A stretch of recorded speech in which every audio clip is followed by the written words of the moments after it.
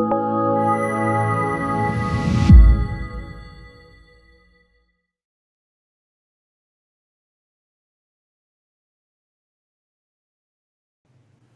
I'm Jacob Hornberger, president of the Future of Freedom Foundation, and this is this week's issue of the Libertarian Angle, the show that brings you the Libertarian angle on what's going on in the world.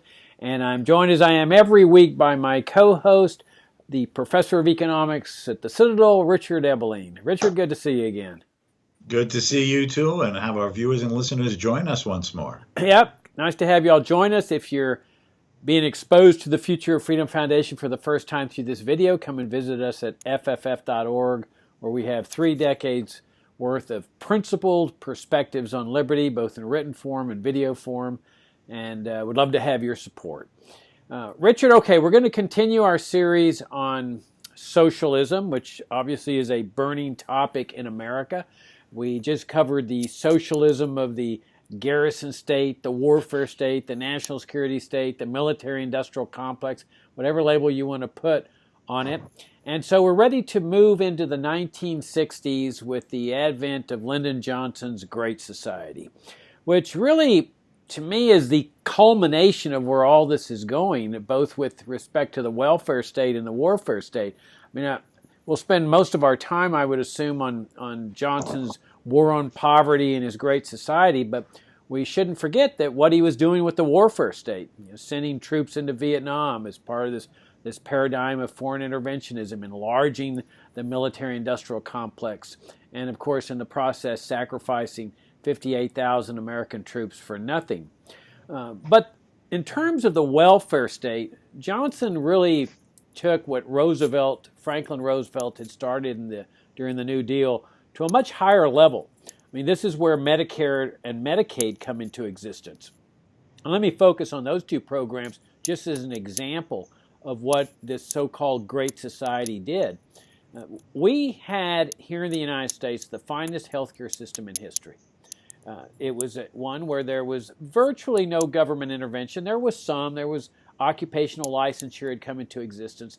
But in terms of the demand side, for example, with massive government intervention on Medicare and Medicaid and the federal spending that involved, there was virtually no government intervention in that sense. In fact, most people, when I was growing up in the 1950s, didn't even have major medical insurance. They might have had catastrophic to take care of themselves if they got cancer or a heart attack or something. But nobody was buying major medical, and the reason for that was that healthcare costs were so low and they were so stable that going to the doctors was like going to the grocery store. You know, how many people buy grocery store insurance to protect against the soaring costs of groceries? Nobody. Well, that's the way it was with healthcare. And doctors absolutely loved what they did in life as compared to today where they just can't wait to just get out and retire early. And I grew up in what the Census Bureau told us was the poorest city in the United States, in Laredo, Texas. Every day, doctors' offices were filled with patients. And every doctor in town knew that at least half of the patients there could not pay. And many of them were from Nuevo Laredo, Mexico. And yet, I never heard of one instance where a doctor turned away a patient for inability to pay. They just felt like this was their ethical duty to provide free medical care to the poor, and they were making a lot of money. I mean, second to the oil people in Laredo, the doctors were the wealthiest people in town because they were making a lot of money from the people who were paying. So they were putting back into the community by providing the free health care to the poor. Same thing with the local hospital, which was called Mercy Hospital. They would provide free health care as well. And you had innovations that were taking place at an exponential rate in the healthcare industry. Then comes Lyndon Johnson's Medicare and Medicaid. Oh, we're going to provide free medical care for the elderly and the poor, and this is going to really be a wonderful panacea. So it's your classic socialist program of taking money from one group of people, the younger people, and providing it to the elderly or the poor and so forth. In other words, mandatory charity. That we're going to force Americans to do this on a mandated basis. And that was the beginning of the end. I mean, it took a while, but over a period of time, healthcare costs started soaring. And yet everybody, sits there and scratches their head and saying, gosh, I wonder why healthcare costs are soaring. They don't tie it in with this massive socialist program that was really building on what Roosevelt had done with Social Security. And so, here we are today with this massive healthcare crisis, and all that people do is think, well, we need comprehensive healthcare reform. And everybody tries to come up with his own favorite healthcare plan. Well, maybe this will work, maybe this will work, maybe Obamacare will work. Well, none of it's going to work. It's just they're living in la-la land. The only thing that works is freedom and free markets, which means an abolition of Medicare, an abolition of Medicaid, an abolition of occupational licensure. In other words, the end of all government involvement in healthcare. Instead of these jerry-rigged reform plans, like income tax manipulations where they manipulated people into getting insurance from their employers, and then all of a sudden that turns out to be a catastrophe and a crisis because people lose their jobs and all of a sudden they don't have the insurance. So this is the way government works. It creates an intervention which produces a crisis, and then to solve that crisis they enact an ever-increasing number of interventions that end up finally in a fully socialized, omnipotent government control over the system. So this is what Johnson did. He built on the socialism that Roosevelt had introduced in the 1930s with his so-called Great Society and his war on poverty, that then was aggravated by the massive amount of money he was funneling into or flooding into the military-industrial complex to finance its war in Vietnam. And of course, that was also the start of the Great Inflation, the debasement of America's money, currency, where we end up going off the gold coin standard, the silver coin standard, and end up with devalued currency. So that's where we are today, and the situation is only getting worse. What do you think? Well, let me sort of pick up on some of that theme that you made. Now, I'm going to date me and probably you, and perhaps a few of the viewers, but there used to be a television show back in the early 1960s, maybe, starring Robert Young and a very young James Brolin called Marcus Welby MD. Now, Marcus Welby was a family community doctor who had hired this younger doctor, played by James Brolin, to be his assistant. And where was Marcus Welby's, right, the character, Marcus Welby's medical practice? Out of his home. And he had his physician's facility at home and then his private home. Both he and his assistant, played by James Brolin, made house calls. And they had patients who often fell upon financial hard times, and their son Johnny had broken a leg or needed some type of extra operation of a sort, and they would flexibly help him or just sort of say, well, pay us when you can, or it's really not as expensive as you thought. That is how I remember as a child being sick with a very, very bad flu, a heavy chest. And who came to our apartment in the New York City area several times over a 2-week period to check me out? A doctor making house calls. That is the way medicine used to be practiced for everyday people. Now, you had mentioned that in Laredo, Texas, physicians would help those who were on financially hard circumstances on charging them either very little or nothing, whereas they seem to make a good living from other patients. Well, if I can use the jargon of the economist, the lingo of an economics class, that's called price discrimination, where you segmentize those who are the demanders of your product based upon their intensity and their ability to pay.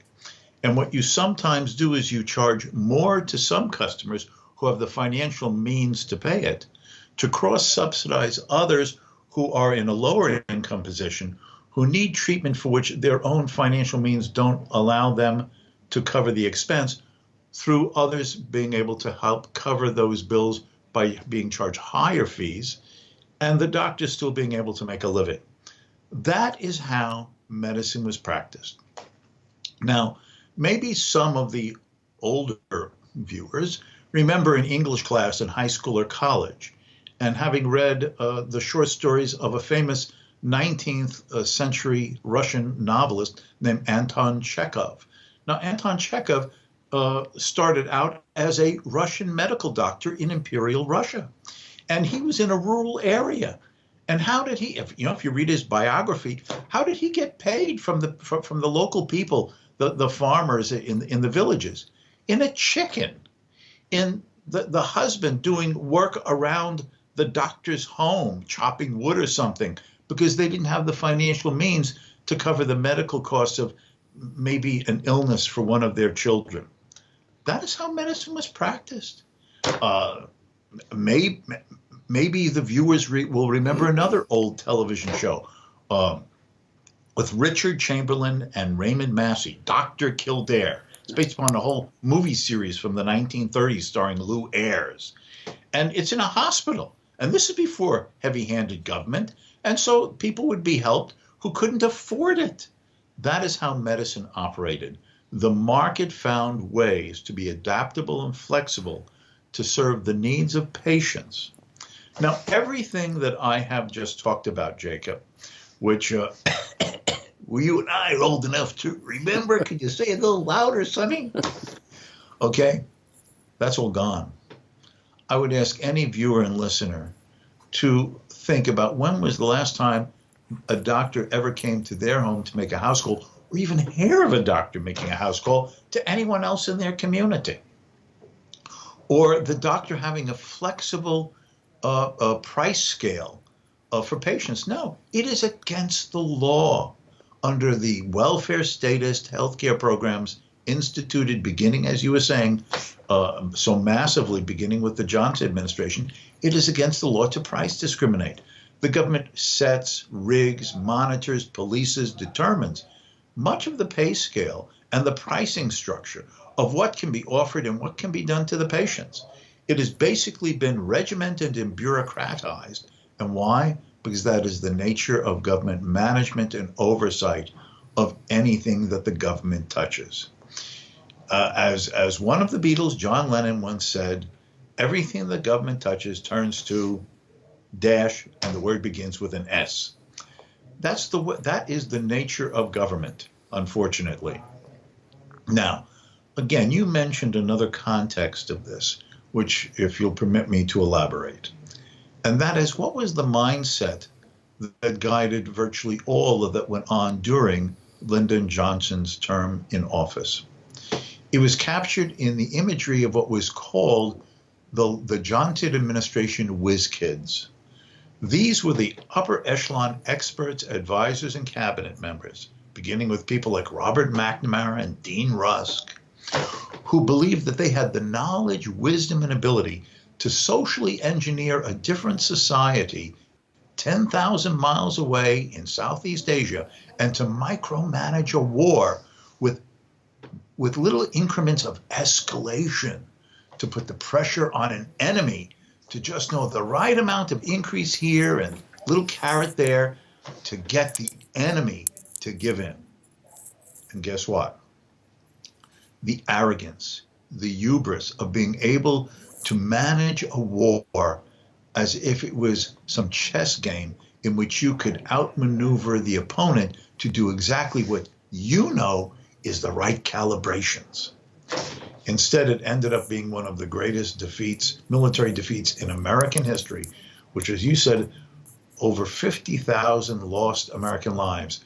And dare I say, being cosmopolitan, that it's not, we should not forget that it probably cost the lives of 1 million Vietnamese. Now, that mindset, that approach, had its domestic equivalent in the Great Society programs. Their illiteracy, the government will plan the end of the inability to read and write. There's poverty, the government will handle all of these issues.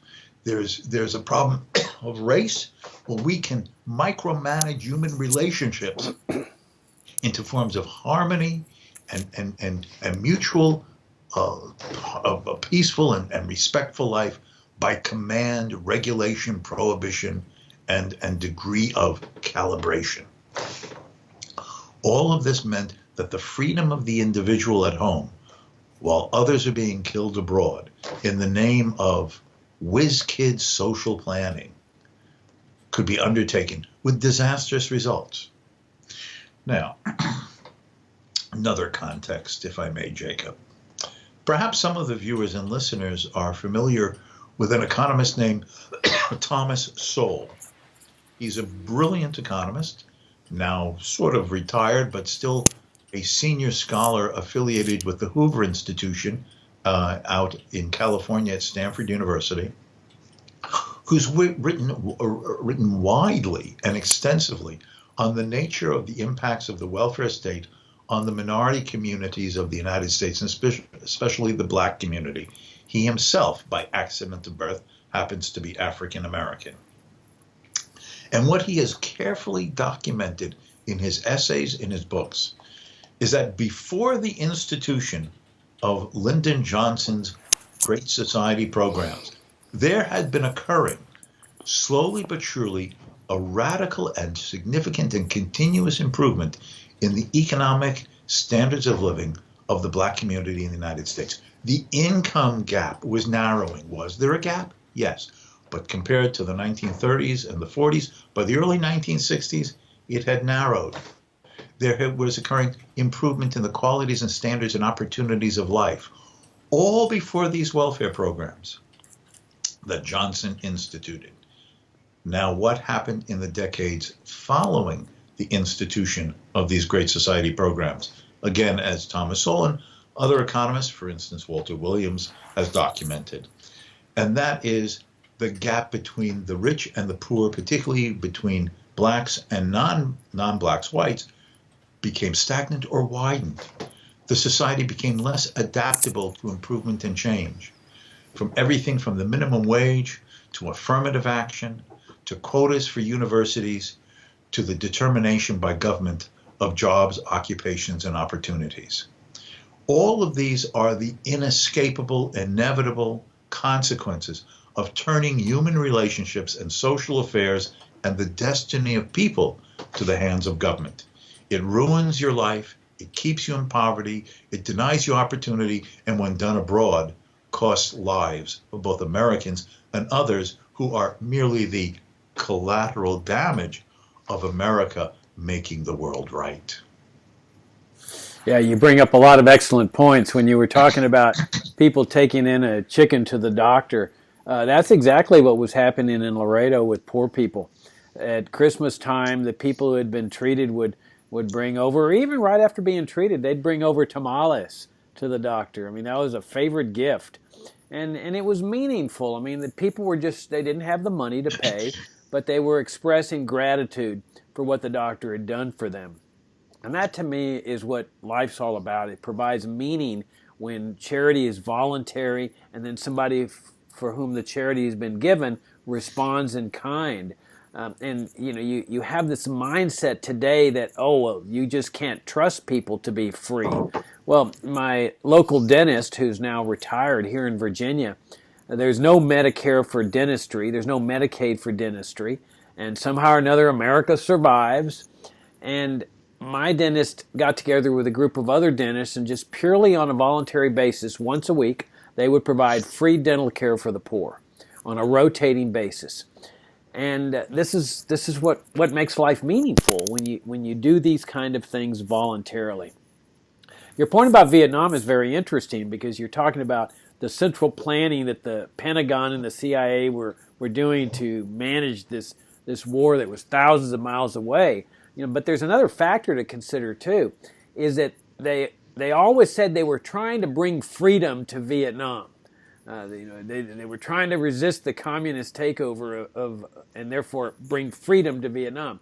Well, their concept of freedom was a governmental structure that provides for Social Security, for Medicare, for Medicaid, for farm subsidies, education grants, all the things that they consider freedom here in the United States, i.e. during the 20th century when the conversion to a welfare state took over, when we libertarians understand that this is the very antithesis of liberty.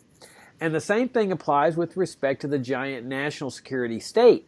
the type of governmental system that we live under today and have since World War II, as compared to a limited government republic, which is what the Constitution brought into existence and which lasted for over 150 years. They, in Vietnam, were intent on imposing a national security state type of governmental structure on the South Vietnamese government. So what they call freedom is what we libertarians call the antithesis of freedom. And they said that the troops were over there fighting for freedom, when really it was to establish a welfare warfare state in the southern part of the country. The other thing to consider here is the mindset that socialism produces in people. Because now you have this mindset that is really a mindset of dependency, that people just cannot imagine life without this narcotic. It's like a heroin. You know, you take the heroin addict and you say, look, we're going to need to get you off heroin. I mean, he goes ballistic. No, I can't live without my heroin. Well, the same thing is with respect to Medicare and Medicaid. You have this mindset of people that, oh, there'd be people dying in the streets, Jacob. We could never do without our Medicare now. It's too late. We're hooked on this drug. And yet it's destroying the country. It's destroying our healthcare system. They're moving toward a full-fledged socialist system as the so-called panacea. It's kind of ironic, Richard. They've got a socialist system, Medicare and Medicaid, that has caused enormous damage, perpetual crisis. And what's their prescription? More socialism, total socialism. Does that make any sense? When partial socialism produces gigantic crisis, why would anyone believe that total socialism, a full government takeover of healthcare, why that would be something better? I mean, all they're going to do is bring into existence a massive healthcare crisis. Their model, of course, is Cuba or North Korea, where the government runs the whole healthcare system, sort of like the government runs the Veterans Administration healthcare system or the post office here. The fact is that the system causes people to lose their faith in freedom and free markets. And that's the only thing that works. And I want to emphasize that. There's nothing else that's going to work in healthcare except freedom and free markets. Anybody who spends his life, his money, his energy, time trying to come up with some comprehensive healthcare reform plan that leaves Medicare and Medicaid intact and government intervention in healthcare intact, they're living in la-la land. They're beating their head up against the wall. It's not going to work. There is no healthcare reform plan possible that's going to fix the crisis that leaves Medicare and Medicaid intact. There is just but one solution, and that's a free market healthcare plan where people are free to keep their own money and they decide what to do with it and get a total separation of healthcare in the state. Nothing else is going to work, Richard. And I think once people come to that realization, we're going to be well on our road, on the road to a healthy, vibrant healthcare system. Let me sort of talk for a few minutes, if I may, about another aspect of the consequences of the welfare state, as especially reinforced as a consequence of the Great Society. But let me, as I usually do, go back to an earlier period. There was a very famous British classical economist in the second half of the 19th century named Henry Fawcett. He actually is one of the last of the English classical economists. In the 1870s, he wrote a book called Pauperism, Its Causes and Cures. Now, pauperism, if you look it up in the dictionary, you'll find that it's dependency upon handouts from the government. Now, practically from the time of Queen Elizabeth I, Britain had a form of welfare statism called the Poor Laws.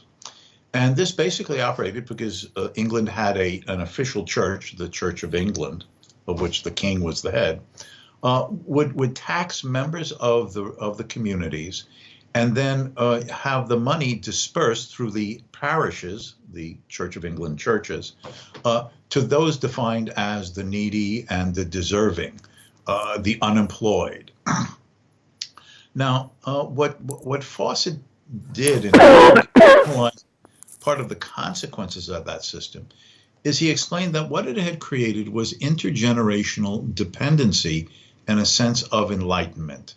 the British government commissions that were figuring out how to reform the situation in the 19th century, basically eliminating a lot of it, found that the investigators discovered that there were 3 generations of families on these parish poor law or welfare state transfer dependencies. There'd be the grandfather, the father, and the children. And this would be continued new generation after new generation. He also pointed out in this study, written, like I said, in the early 1870s, that there had emerged this sense of entitlement, that to take a handout from the state in this manner was as legitimate a source of income as holding a job and earning it for services rendered in the marketplace. He also pointed out that there were perverse incentives that were created in the poor law system of the Britain of that earlier time. And that is that women received allotments of money through the parishes if they were eligible for poor law relief based upon the number of children they had. And that women who had children out of wedlock received a larger allotment, and therefore this created a motive and incentive, he explained, for women to have children outside of marriage, and the more the merrier in terms of handouts.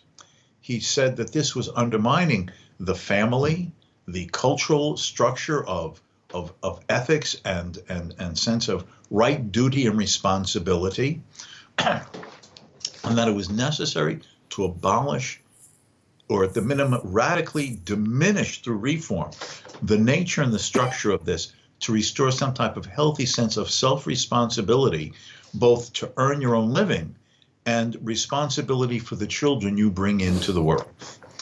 Fast forward now to Lyndon Johnson's Great Society.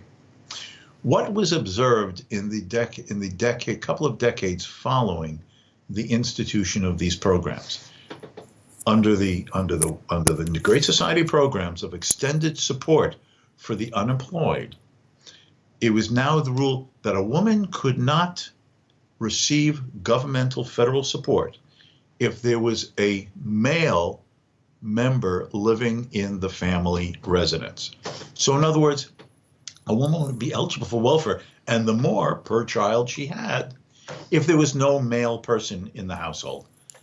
So an incentive not to get married, or for the husband to leave and not take a responsibility, or to have a guy on the side but not be married and have increasing children out of wedlock.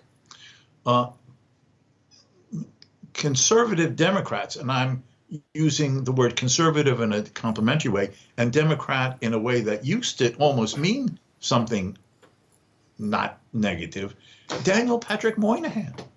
He wrote an entire book on this in which he explained that these welfare programs were undermining the family, the sense of responsibility of a two-parent household, and the sense of bringing up children in that household with notions of self-responsibility and independence. There then was emerging this entitlement mentality. Well, I have a right to this. It is legitimate to take this money from the state as to have an income-earning job out in the marketplace. That has created now. And what do they even call the programs now, Jacob? Do they call it dole handouts? Do they call it money for bums? No, they call it entitlements. You have as much right to other people's income through the coerced transfer of taxes as to earning a living by an honest day work on agreed upon terms at a place of private enterprise. Now, when people would start saying these things in the 1970s and 80s and 90s, oh, you're racist. You want to end welfare because you don't like black people. Hello? Henry Fawcett was talking about the Great Britain of earlier centuries, and with a homogeneous ethnic and racial population. And you know what? It has nothing to do with race or ethnicity. There's human nature, and carrots and sticks. Like causes bring about like effects. You dangle free money and create a sense of entitlement among a white person. Don't be surprised if you have perverse unintended consequences. And you do it to somebody who is not white. And guess what? They're a human being, and they respond to the same sick and perverse incentives, and you get the same outcomes. All human beings are alike, and when government creates perverse incentives, don't be surprised of the perverse consequences, regardless of who the person is and what they look like. This is what this system engendered in America. And over several generations now, it has assisted in undermining, destroying, ruining the character and the culture of free, responsible, independent human beings who valued freedom, both for the upsides and the downsides, because it was the sense of how a person lived. When I was a little boy, my grandmother, who her entire adult life, or early adult life, voted for Franklin Roosevelt, and who cried when FDR died, she drummed into my head, and she even was this bit sympathetic to socialism. She drummed into my head from the little time I was a little boy, a phrase that one never hears anymore, Jacob. The world doesn't owe you a living. This from a woman who loved FDR. That showed that in spite of that, there was a culture in America across the entire political spectrum that, some people need to turn to government for these handouts. But, you really shouldn't feel comfortable about it. And you should be a bit embarrassed. And a human being should take care of themselves and their family. Boy, I really felt upon bad times, and I guess I have to, but I'm going to get out of it as soon as I can. A different psychology, a different mindset. And Lyndon Johnson has helped to destroy that quality of what made America both free and, to use a phrase, great.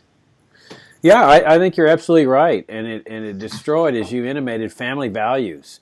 It caused families to break apart because of these perverse incentives. In fact, the perversity of all this, Richard, is that you've got this war on poverty, but really what it ended up doing is it started guaranteeing poverty and locking people into poverty. And this is what so many people in the bottom echelon of the economic ladder still don't realize, but a lot of them are getting it. My hunch is that most people, especially at the bottom of the economic ladder, don't want to live lives of dependency. They know that that getting locked into that is locked into a life of perpetual poverty. My hunch is that if everybody had their druthers, most of them would say, I want a life of self-reliance, of independence, where I'm providing for my family and my family's together, and I don't need the government assistance. But the problem is that government all too often has locked them into that perpetual cycle of poverty. Let me give you an example of this. Another government program that became popular, a socialist program, became popular during the Franklin Roosevelt administration, and which was expanded a lot during the Johnson administration, is public housing. And we had public housing projects in Laredo. And I had a client that I represented who lived in a public housing project. He had a automobile confiscated by a car credit company, and we were suing them for what they were doing. But in the process of this lawsuit, I asked him to tell me about what it was like living in public housing. He explained to me that if you make too much money while you're living in public housing, they kick you out. And so he says that he was at an income level where if he got kicked out, he didn't have the money to go get a sufficiently large place for his family to live. He certainly didn't have a nest egg to put the down payment on. So there was no way for him to break out of this public housing syndrome. He had lived there for years because he just couldn't accumulate the amount of money necessary that would enable him to leave and get a new place. So they locked him in because they said if you make too much money, you have to get out. So he stayed below that income level. Now, people say, oh, well, Jacob, the government's helping the poor. Well, how else would they get housing? Well, I also had a client that was his job. He, as an entrepreneur, constructed low-cost housing for the poor. And he would go into Mexico and buy materials that were just dirt cheap. This guy found everything cheap, the building supplies, the plumbing supplies, everything, the wood, everything. And he'd build these apartments designed for poor people. They were very well constructed. They were very clean. They were first class in terms of that economic echelon, that the lower level. He was always had 100% capacity. People loved his places. And he had, daily rates, weekly rates, monthly rates, yearly rates. And the important thing is that when people started making money, they were free to move out. He didn't put a limit and say, well, you can only live here if you make a certain amount of money. He proved to everybody that in a free market, everybody's needs are served, including those at the bottom of the economic ladder, and that the free market provides the opportunity for people to break the chains of poverty and move up into the middle class, as compared to the government that holds people down in that poverty level. I just want, listening to you, I was playing in my mind some of my own words a few minutes ago about these consequences of entitlement and welfare dependency. And I sense that maybe the viewer and listener might have picked up in my voice an anger and a passion of frustration. And if I did come across that way, I have a reason for that. And that is, I believe in the dignity and the freedom and the sense of a fulfillment for a human being. And I just do not see how any human being can have a chance to have those things when they are wards of the state, when they are dependent upon the rules and regulations and restrictions of bureaucratic managers who hold aspects of their life in their governmental hands, directing, manipulating, controlling, confining, like the puppeteer pulling the strings. Oh, if you want this benefit, you have to do that. Oh, if you do this, that benefit, as you were saying about housing, will be taken away. Is this the nature of a respect for a human being? Is this the form in which human beings should associate of puppeteer and puppet at the end of the string? This is the nature of all of these programs. Any person who cares about freedom, about anyone, anywhere in the world, should be shocked and be horrified that too many in our society both accept, go along with, and don't even see the nature of the problem of these types of programs and policies. Liberty is too important. The dignity, freedom, opportunity, the uplifting of those who are less well off than ourselves is too profoundly important to allow to be restrained and restricted by those in political power, however arrogantly they presume to know how to manage society better than leaving people alone.